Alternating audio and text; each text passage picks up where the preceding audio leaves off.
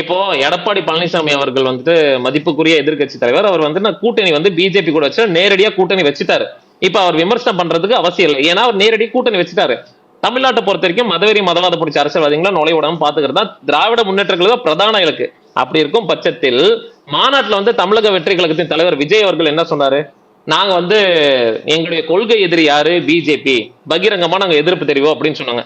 ஒரு சொந்த படம் ஒரு சொந்த படம் ஜனநாயகன் படம் வந்துட்டு சிபிஎஃப்சி அந்த படத்துல அந்த கட்சியில இருக்கிற உண்மையாவே யாருக்காவது வந்து ஒரு பொலிட்டிக்கல் நாலேஜ் இருந்தா CBFC central board of film certification which is control by union government of India. அதுக்கான அந்த துறைக்கான அமைச்சர் யாரு? எல் முருகன். எல் முருகன்றவர் எந்த எந்த தமிழ்நாட்டை சேர்ந்தவர் தானே.